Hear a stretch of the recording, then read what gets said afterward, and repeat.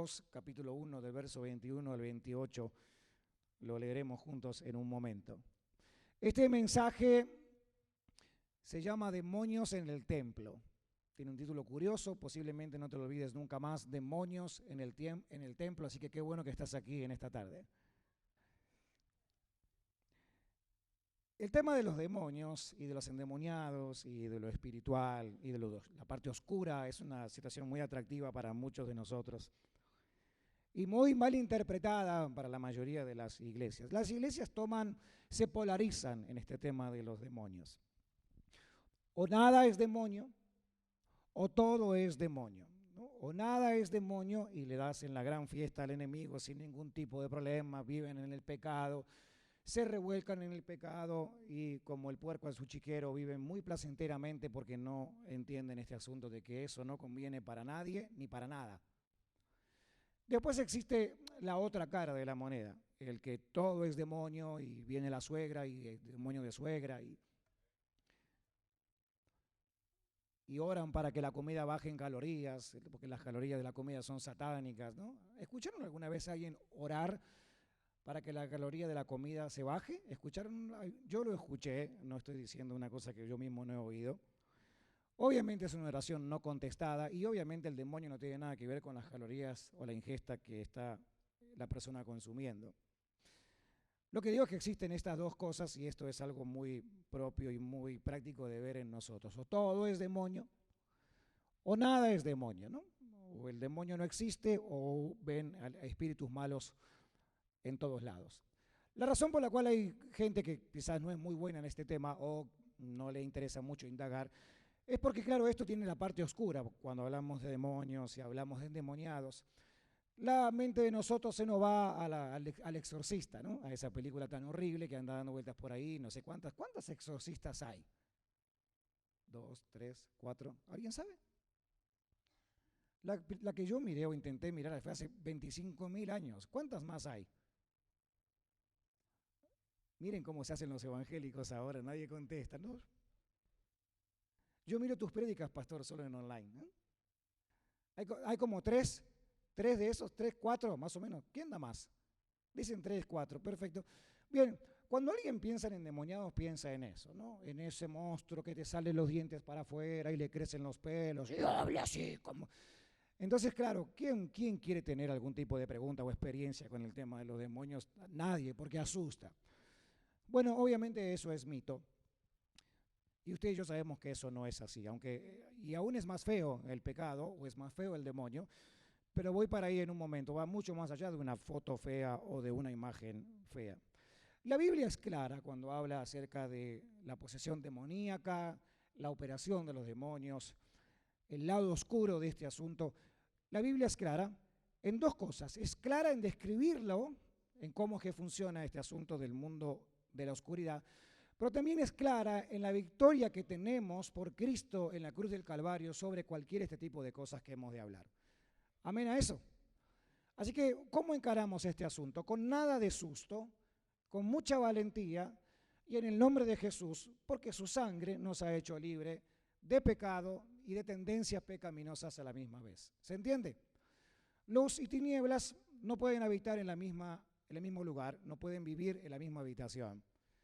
Esto es de manera natural. Vas a tu casa ahora, cuando regresas, tienes un cuarto, prendes la luz, la oscuridad se va, la luz penetra hasta el último rincón. Así de simple. Donde está Cristo, donde habita Cristo y donde hay gente que vive conforme a Cristo, hay luz. Y luz y tinieblas no pueden combinarse. Dulce con amargo definitivamente no es una excelente combinación. Una vez que entendemos que la Biblia habla de este asunto, que el diablo está vencido y simplemente está esperando la sentencia final cuando Cristo sea revelado a la humanidad, según nos enseña el libro de Apocalipsis, mas no llegaré ahí porque hay mucho más que hablar por ahora. Sin embargo, en el proceso entendemos que existen personas que son atacadas. La historia de hoy habla de una persona que fue atacada, pero curiosamente también formaba parte de la sinagoga. Dice el Evangelio de Marcos, capítulo 1, verso 21, entrando en Capernaum, y tan pronto como llegó el sábado, Jesús fue a la sinagoga y se puso a enseñar. La gente se asombraba de su enseñanza porque la impartía como quien tiene autoridad y no como los maestros de la ley. De repente, en la sinagoga, un hombre que estaba poseído por un espíritu maligno gritó: ¿por qué te entrometes, Jesús de Nazaret? ¿Has venido a destruirnos? Yo sé quién eres tú, el Santo de Dios. Cállate, le replicó Jesús, sal de este hombre.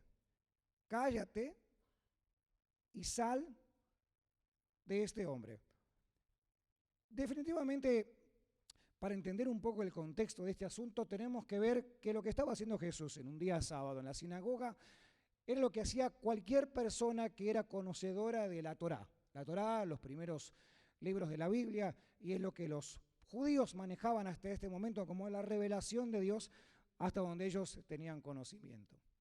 Los escribas, los fariseos, las personas conocedoras de la ley, de la escritura, eran las personas que se sentaban adelante, eran las personas que usaban las primeras bancas de la sinagoga. Recuerden, sinagoga era un templo donde se juntaban a adorar a Dios hasta ese momento conforme su conocimiento. Lo que Jesús hace al hablar en público no era algo novedoso porque de vez en cuando le daban la oportunidad a personas sabias a hablar en público y leer los escritos de la Torá, los escritos del Pentateuco. Jesús está haciendo exactamente eso. Está en Capernaum, está en un día sábado, está en la sinagoga y está haciendo una función que para este momento a nadie le llama la atención. Lo que llama la atención aquí, y la enseñanza es muy simple pero muy profunda a la misma vez, es de la manera en la cual Jesús habla y enseña lo que está hablando y lo que está enseñando. Présteme atención, porque Marco dice que Jesús está hablando la Torá, la palabra de Dios, lo que todo el mundo hacía, lo que estaban acostumbrados a ver, pero dice que no lo hacían como lo hacían los escribas. ¿Notan eso? Jesús lo hacía como lo hacía todo el mundo, pero no lo hacían como lo demás. Había algo ahí, que creo que es lo que vamos a aprender el día de hoy. Había algo, un secreto, no tan guardado, que Jesús tenía a la hora de hablar. Parece que aquí hay una enseñanza más que lo que a simple vista podemos aprender. Porque los escribas, las personas conocedoras de este tiempo llamados rabí, que también se puede traducir como grande, un rabí, un rabino, un maestro, era un grande. Mirá al de al lado y decirle qué cara de rabí que tenés en esta tarde. Míralo. No de rabanito, de rabí, dije. ¿Cómo rabanito? ¿Ven? Así que ustedes los que se burlan del acento argentino cuando dicen vos sos grande, mejor ahora cambien, dígale vos sos rabí, que es casi lo mismo, ¿ven? Parece que esta gente que eran los grandes de la época se quedan asombrados de lo que va a pasar. Noten esto, por favor. Los rabí, las personas que conocían la Torá, hablaban con referencia de otros rabinos del tiempo pasado. En otras palabras, un rabí hasta esta época y hasta esta escena hablaban la Torá, hablaban la Escritura en nombre de otros rabinos que también eran sabios o fueron sabios en su época, que también conocían la Torá a su revelación hacia el momento y entonces nombraban. Y decían, bueno, como nombraba o como nos ha enseñado el rabino fulano de tal. Es como si en el día de hoy, valga la distancia en tiempo y espacio, como si esta iglesia durara como por 30 o 40 años o tuviera 30 o 40 años de historia y yo me parara aquí a decir, bueno, como decía el pastor Juanito, el fundador de la iglesia de Bridge en español, que en el 1837, ¿se entiende lo que digo?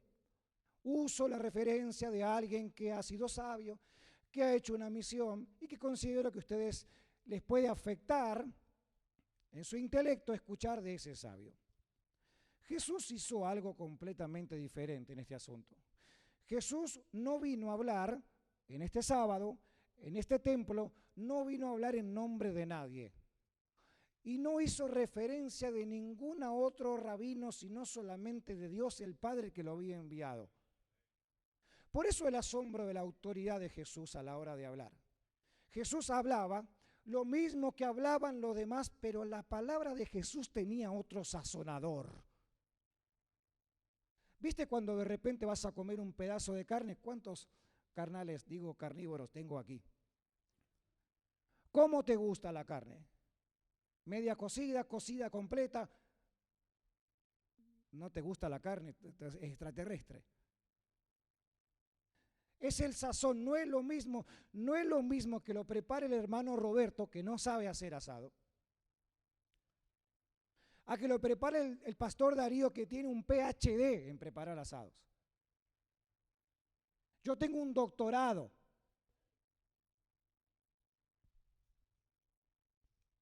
Y hasta estilo tengo para ponerle la sal. ¿No me cree? Invíteme, compre la carne, compre el carbón, ponga el asador y con mucho gusto voy, cocino y le como la comida, sin ningún problema. Amén. Eso es lo que pasaba con Jesús. Todos los demás hablaban, todos los demás hacían mención, todos los demás daban la historia conforme a lo que creían que tenían que dar, pero cuando Jesús hablaba, como no hablaba en nombre de nadie, Jesús mismo era el sazón. Entonces, cuando Jesús comenzó a hablar, después de lo que tuvo que decir, si bien Marcos no nos dice exactamente qué parte de la Torá él invocó o invitó a leer o meditó en ella en ese momento, sabemos lo que ocurrió conforme a lo que la Biblia nos dice. Nos dice que en el templo había un endemoniado. En el templo, entre los religiosos, había una persona que tenía un demonio adentro. Mire al de al lado, cheque si todo está bien. Se le puso los ojos blancos, me avisa. Bien, ¿todo va bien? Hasta este momento todos estamos acá. Esta persona estaba endemoniada. Endemoniada significa con el demonio adentro. Ahora bien, ¿puede un creyente quedar endemoniado? No. Un creyente en Cristo que ha nacido de nuevo, que ama la Escritura, que vive conforme a Dios, no puede quedar endemoniado. Ahora entonces, ¿qué sí puede pasar en nosotros? Lo que sí puede pasar en nosotros es tener un ataque exterior hacia nuestro mundo interior. Eso quiere decir que hay muchos problemas que son alimentados, fomentados, engrandecidos para nuestra contra por el mismo infierno. Por ejemplo, si hay una persona que tiene tendencia depresiva, una persona, un individuo, una familia que tiene tendencia depresiva, ¿se entiende lo que estoy enseñando? Póngame atención para que no aprendamos mal y yo no enseñe mal.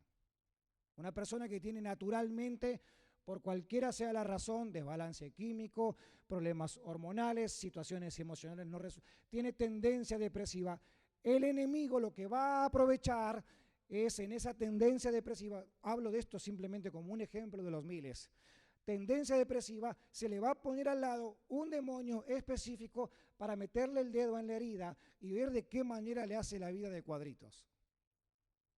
¿Se entendió? ¿La persona está endemoniada? No, tiene un ataque demoníaco, tiene un ataque espiritual y hay un momento en nuestra vida espiritual donde uno siente ese ataque. ¿Te has sentido alguna vez atacado? No por tu suegra, no, digo de espiritual.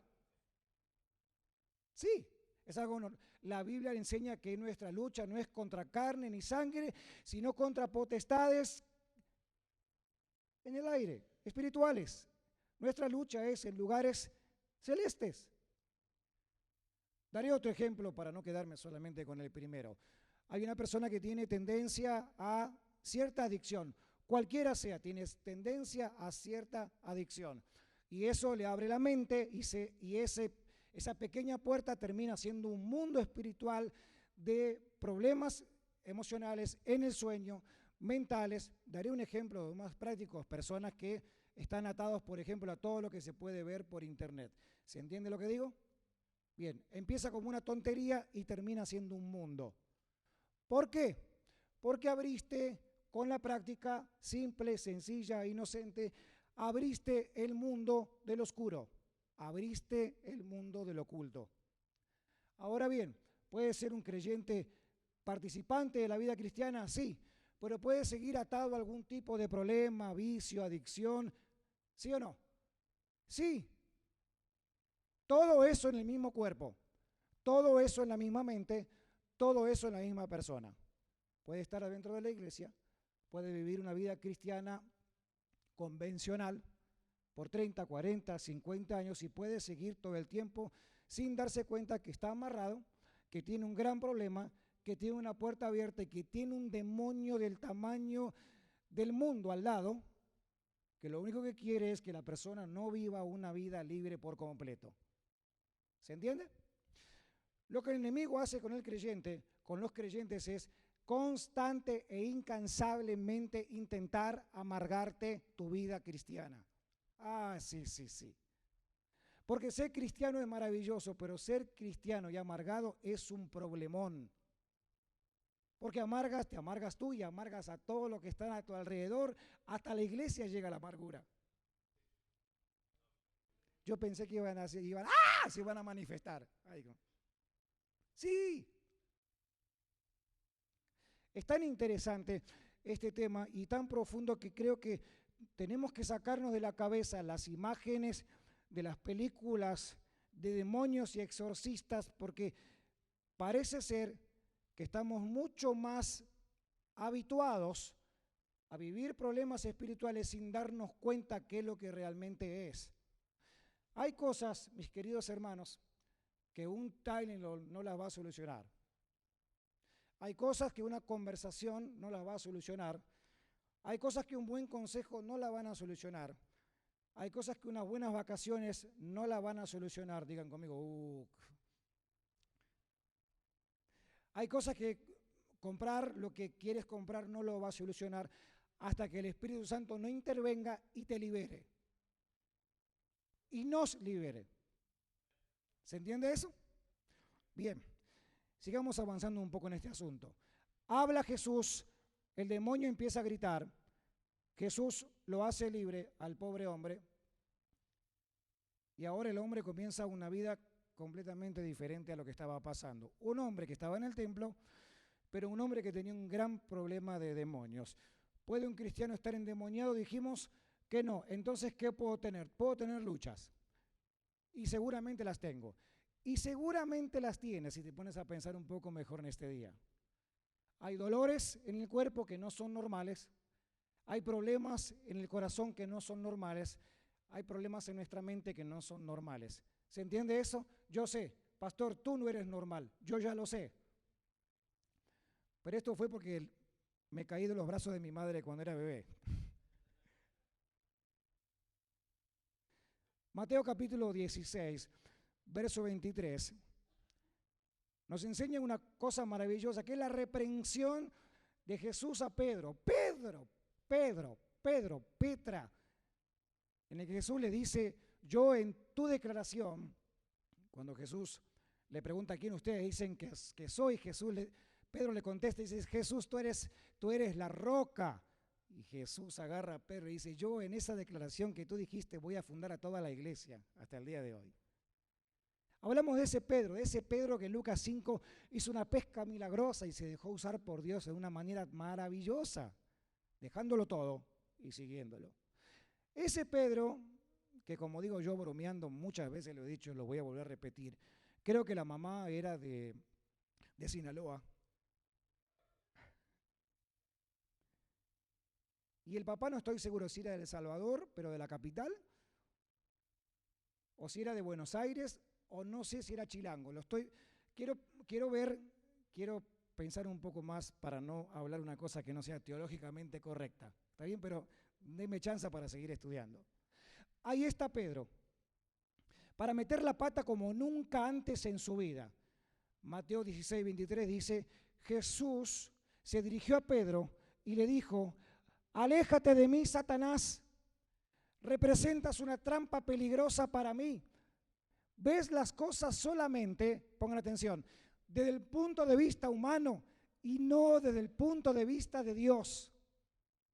Bueno, acá hay una perlita que tenemos que atesorar y me encantaría que te la lleves a casa.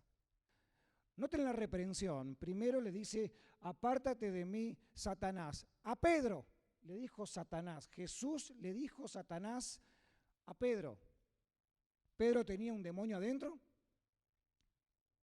No se asusten, no lo tenía dentro. Pedro estaba hablando como el demonio le estaba impulsando a hablar. La cosa se va poniendo cada vez más buena, no te me desanimes, sígueme, no te voy a defraudar.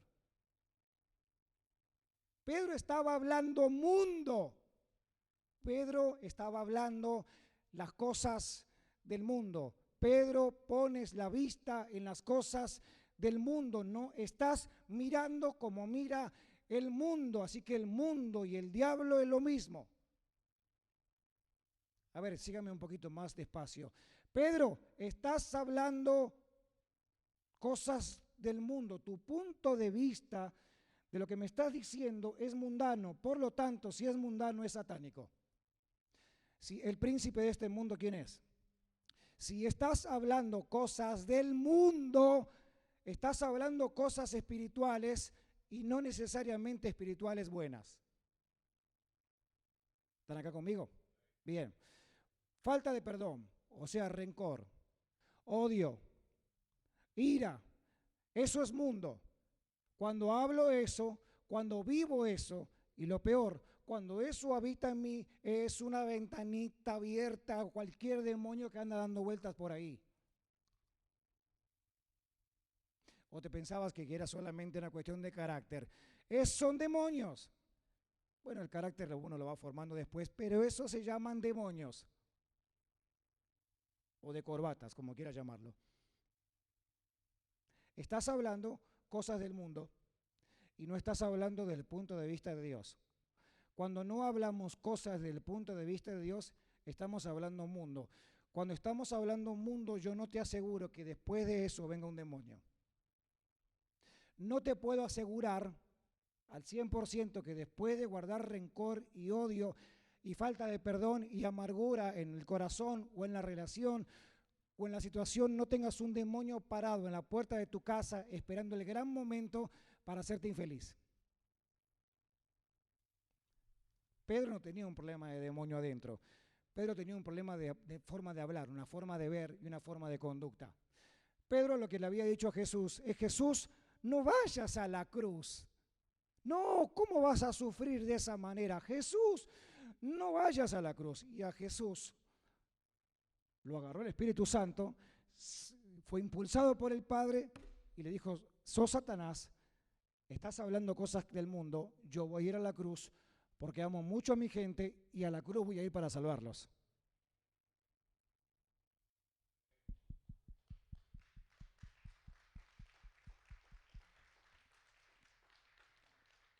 Yo sé, no es un tema que inspire mucho aplauso, pero es lo que es.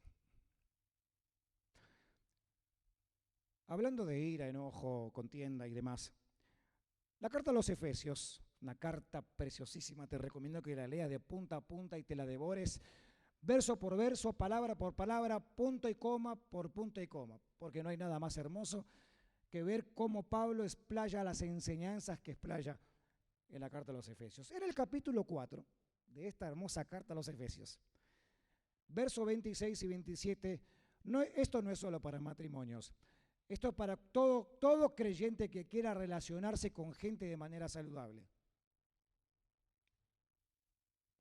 Clase para matrimonios, miércoles, 6:30 de la tarde. 6 de la tarde para con hambre, vengan, por favor. Porque el tema de matrimonios, Edgar y Liz se van a encargar de ese asunto. Yo bastante tengo con el mío como para... Amén, Paula. Si se enojan, no pequen. No permitan que el enojo les dure hasta la puesta del sol. ¿Hasta acá estamos bien? Lean el próximo verso, márquenlo, pónganlo en la amarilla, en letra grande amarilla, en el refrigerador de su casa, en la parte de afuera, no en la parte de adentro del refrigerador. Péguelo en el baño, en la taza, péguelo en su carro, en donde quiera.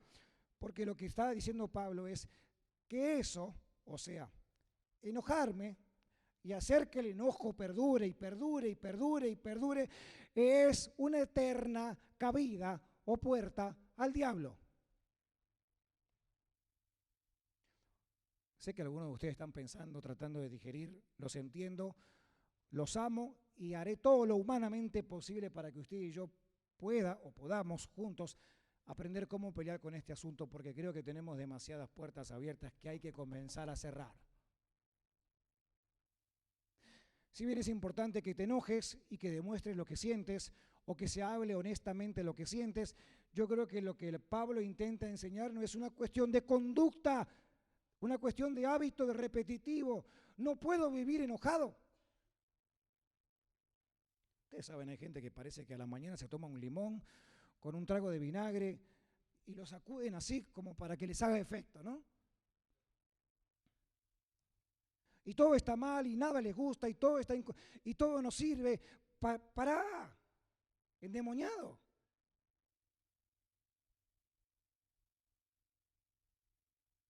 Suena gracioso y así lo hago para que nos riamos, pero es mucho más grave de lo que nos podemos imaginar.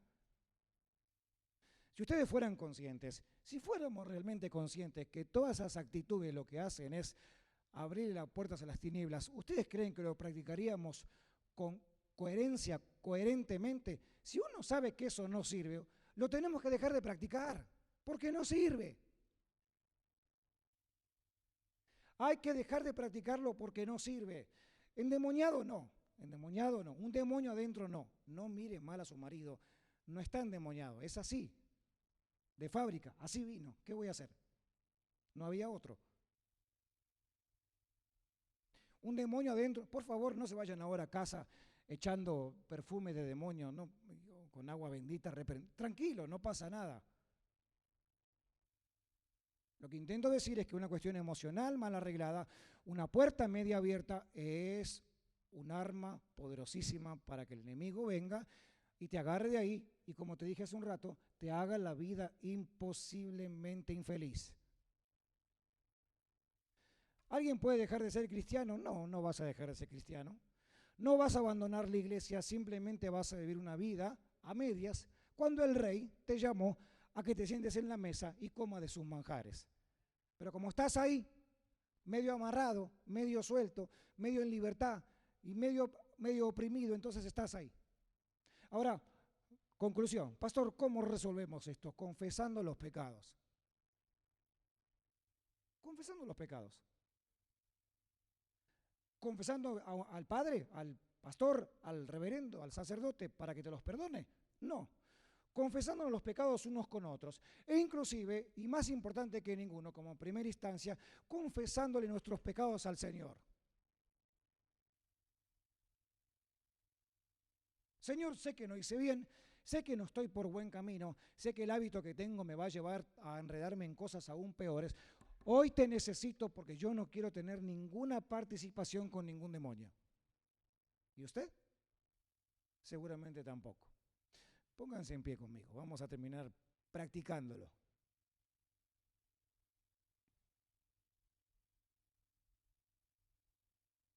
Los chicos de la música pasan por acá. Dije que iba a terminar practicándolo el día de hoy. Así que pasen los endemoniados.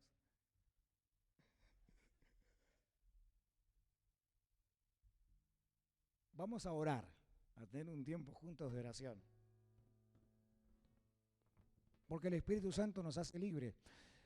Y vamos a orar una oración muy sencilla. Señor, si hay un lugar oscuro en mí, miren cómo vamos a orar, muy sencillo. Señor, si hay un lugar oscuro adentro de mí, en mi mente, en mi corazón, si hay un lugar neutro, oscuro, que está ahí, visítalo. Decía el salmista, sondéame, prueba mi corazón, yo quiero saber realmente lo que tengo adentro, porque quiero ser libre. El que no es libre no es feliz y el que no es libre quiere ser libre más que ninguno. No estoy diciendo que ahora se te va a ir la ansiedad y vas a ser sano de depresión. Obviamente Dios tiene el poder de hacer. Lo que intento decir es que vamos a tratar de ver si es por ahí. ¿Se entiende lo que dije?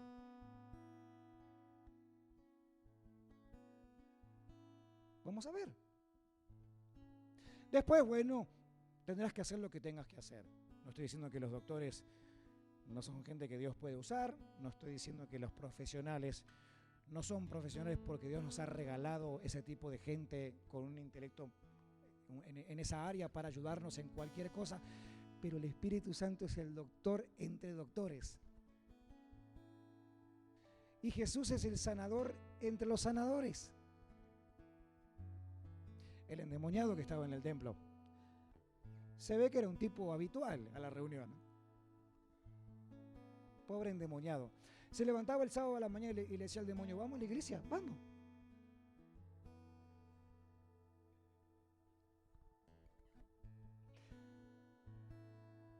Se miraba al espejo el endemoniado y le decía, ¿qué tal me queda la camisa de hoy para el sábado? Perfecta, le decía el demonio, vamos. Y arrancaban para el servicio.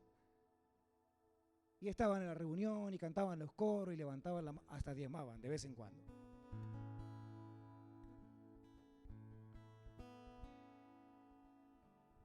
Vino Jesús y dijo, no, miren muchachos, esto no es así, esto no es una sabiduría basada en otro sabio igual que ustedes, limitado como ustedes. Esto que estamos hablando es libertad en Jesús. Es libertad respaldada por el Padre. Todo el cielo te está respaldando. No sé si entendiste eso. Todo el cielo entero, te está respaldando en lo que estás haciendo por Jesús. Y en Jesús. Y en su nombre. Señor, oraremos hoy. Si hay alguna parte oscura, si algo tú tienes que hacer conmigo, Espíritu Santo, libértame. Yo no quiero darle cabida al diablo nunca más. Ni en mi vida, ni en mi relación conyugal, ni en mi relación con los amigos, ni en la gente de mi iglesia, ni con mi familia. Yo quiero ser una persona libre en ti y vivir la libertad que tengo en ti, Jesús. Espíritu Santo, mientras cantamos en esta tarde, te pido que desciendas con un poder y un fuego abrasador, de modo que puedas quemar en nosotros lo que no te agrada.